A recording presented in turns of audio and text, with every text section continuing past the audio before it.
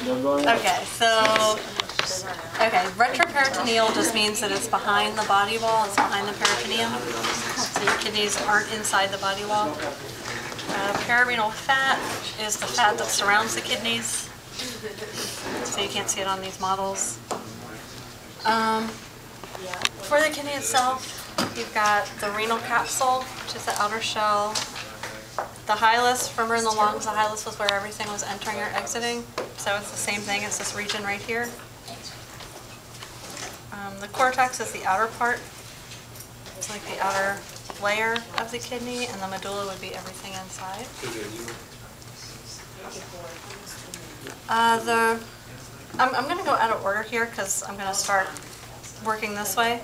A minor calyx are these little tubes right here. These are the minor calyces, all these little guys. Like that one or that one or that one or that one. Just all the little tubes coming right out of these, which are called pyramids, that they're draining the medulla. When you have two or more minor calyces joined together, you have a major calyx. So this would be a major calyx, this would be a major calyx. So this tube right here, or this tube here, these are major calyces. And then when the major calyces come together into this tube here, that's called the renal pelvis. Does that make sense?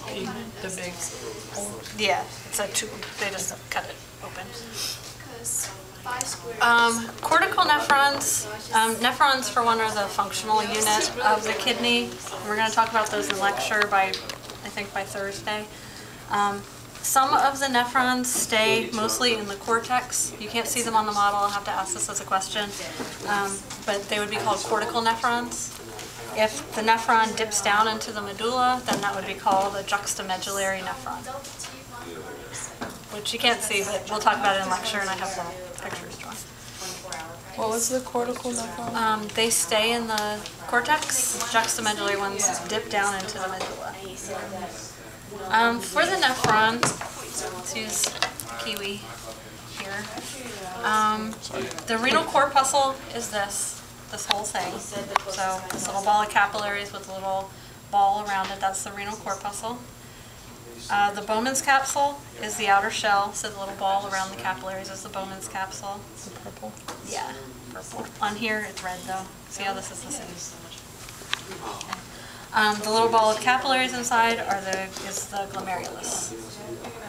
The little what? The ball of capillaries is the glomerulus. From the glomerulus, it leads into a tube called the renal tubule. So if you look at this model, you can see that. So see how that's representing the glomerulus here, or the renal corpuscle. It's like a little red ball, so it's like the same as the capillaries. And it leads into this tube, which is the renal tubule. So that's a glomerulus, that's a glomerulus. Where's it? What's a renal? I'm leading into the proximal convoluted tubule. That's my long way of getting to the proximal convoluted tubule. So here's the glomerulus. Right as it turns into this tube, this is the proximal convoluted tubule. So this right here is the beginning of the proximal convoluted tubule. This is the whole proximal convoluted tubule.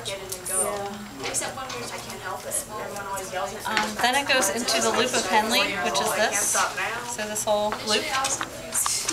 The descending limb goes down towards the medulla. The ascending limb goes back up. Then it gets all twisted and curved again, and that's the distal convoluted tubule. Like this part right there. And then the collecting duct is this little piece right here that's leading down into here. Can you point to that again? Collecting duct is just this short part right here. Is that only on that model? It's on that one too. Wow. So I'll just run through this one real quick. Okay. You can see the glomerulus here with the Bowman's capsule around it. Proximal convoluted tubule, descending limb of the loop of Henle, ascending limb of the loop of Henle, distal convoluted tubule, and the collecting duct. What about the macula densa? The macula densa is here. Everybody has a different. Actually, save it till at the very bottom. You'll get to juxtaglomerular apparatus, so save it for then. For the renal blood vessels, Renal artery is this one going in through the hilus. Then it splits into the segmental artery, which goes by the renal pelvis. Then it goes into these interlobar arteries. I missed the renal pyramids. These things are the renal pyramids. These are the renal pyramids. So the interlobar arteries are splitting the renal pyramids from each other. Do we show the capillary? The papilla, that's the tip of the pyramid. Okay, so we have renal artery, segmental artery, interlobar arteries. And then these ones that make this sort of arc, dividing the medulla from the cortex, these are the arcuate arteries. And on this model, this is like you took a section, like this section, and just blew it up really big. This would be the arcuate artery right there. So this would be cortex, this is medulla, cortex, medulla. The interlobular arteries are these little ones that extend through the cortex. So this would be an interlobular artery, and all these are interlobular arteries.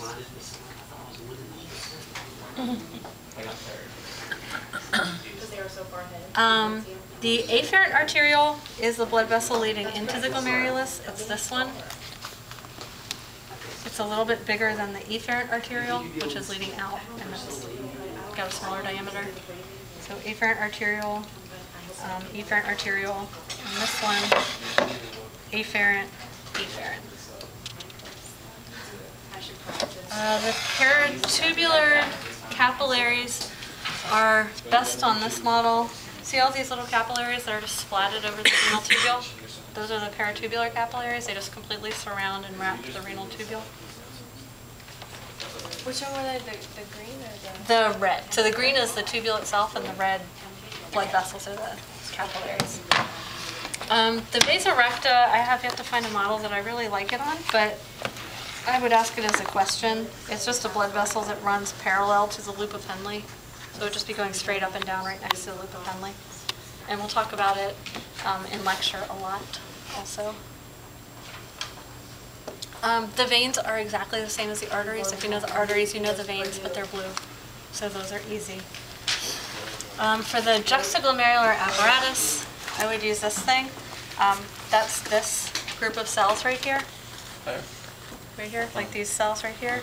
The macula densa are actually cells that are part of the distal convoluted tubule. It wraps back around to go right next to the afferent arteriole. So these cells right here are the macula densa. These cells here, part of the afferent arteriole, they're the juxtaglomerular cells. So macula densa, juxtaglomerular cells together, they make the juxtaglomerular apparatus. How many are there? There's like 4 of them? Huh? Is it 4 of them or just 2? The cells, how many cells are there on it? Oh, lots and lots of cells, Okay, but I just see. Oh, I these see. two lumps of cells. Lumps of cells. is on the top? The rest of the stuff will be on the diagram. So do you guys want to go over to the